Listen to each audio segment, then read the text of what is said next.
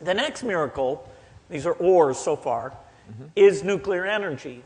Not particularly popular right now in Japan and Germany, and never been that popular. Even France, the French public is more negative towards nuclear energy than the U.S. public. So it's even though they're what, 70% of electricity.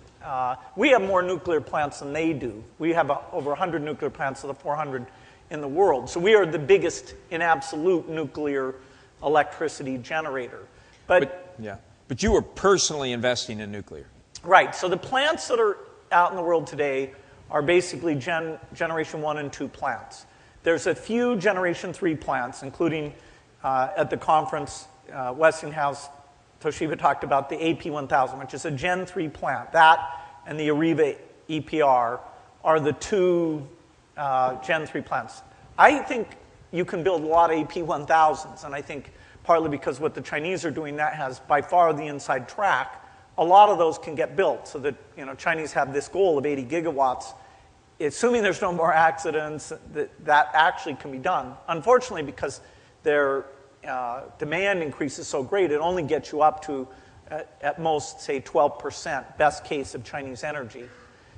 The thing I'm investing in, and not because I expect to make a ton of money on it, it's because I think because it's zero CO2, because the economics are so good, is a fourth-generation design. And there are many fourth-generation designs. This one is very, very attractive from an economic point of view. I mean, way cheaper than today's nuclear. We had Nathan Myhrvold here last year, but can you explain a little bit about how this technology works?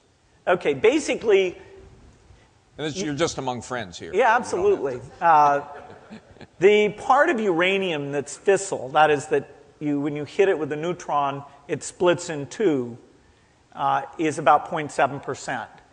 And when you break a uranium atom in two, you get 1 million times as much energy as you do from burning a carbon molecule. So you think, wow, this is good technology. It's 1 million times better. Now, you have to take that factor of 1 million advantage and say, oh, crumb, that stuff that it splits into, that's radioactive. That's cesium, some bad stuff. Some short half-lives that means it's intensely radioactive. Some long half-lives that means that it's around for a long time. So basically, the reactors we have today are burning that 0.7%. And that works fairly well. There was a concept a long time ago that you would do a different type of reactor called a fast reactor that would make a bunch of another element called plutonium. And then you would pull that out, and then you would burn that. That's called breeding in a fast reactor. That is bad because as soon plutonium's nuclear weapons material, it's messy. The processing you have to get through is not only environmentally difficult, it's extremely expensive. The concept of this so-called TerraPower reactor is that in the same reactor, you both burn and breed.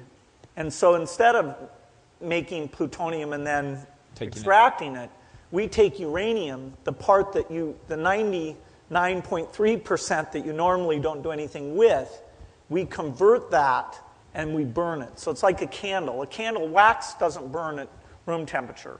It's the flame converts it to be a liquid, and that burns. So this is just like a candle. Our flame is taking the normal depleted uranium, the 99.3% that's cheap as heck, and there's a pile of it sitting in Paducah, Kentucky, that's enough to power the United States for hundreds and hundreds of years. You're taking that and you're converting it to plutonium, and then you're burning that. And we have super high power densities.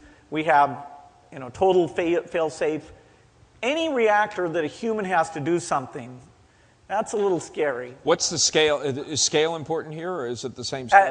The TerraPower reactor, the current design is about the same scale. That is, typically it's somewhere around a gigawatt type design. Because of the surface-to-volume ratio things, the first design we're doing doesn't scale down very well. Now, we have another design that works for the smaller type, the more like 100 megawatt, 200 megawatt design. But our first design, which on paper really works well. And one thing to point out is that digital simulation, and this applies to all these energy technologies, the ability to digitally simulate things is night and day different than in the past. So when they built, say, the reactor at Fukushima, their ability to simulate things was very limited. They wouldn't really know. We take our reactor, we have magnitude 10 earthquakes, we have volcanoes blow over, we have tidal waves passing by, and we look and we say, oh, okay, let's put some more concrete in. You can understand what's going to happen digitally in a way that you never could before. And so the idea of full passive safety, Gen 3 takes us to much, much, much better passive safety, not full passive safety. Gen 4, whoever's Gen 4 gets built, will be a no human required, no zirconium turning into hydrogen to explode type design. Timetable for TerraPower? Okay, this is really fast. You're going to be amazed. By 2022, if everything goes perfectly, our demo reactor will be in place. And by 2028, again, assuming everything continues to go perfectly, it will be a design that could be replicated and built in many, many, many places. You could build, at that point, because you have no fuel constraint, and according to me, you have extremely good economics, good safety, no proliferation, no waste, then you could go nuts. If everything goes perfectly. Absolutely. How often does everything go perfectly? In nuclear? If you ignore... No, come on. If you ignore 1979 and 1986 and 2011, come on, we've had a good century. No, seriously, I mean, in terms of raw figures, coal mining, natural gas, more people die. I mean, it wasn't far from here a natural gas pipe blew up and incinerated people. And so, it's important to keep in perspective that nuclear energy in terms of a overall safety record is better than other energies. Okay, so we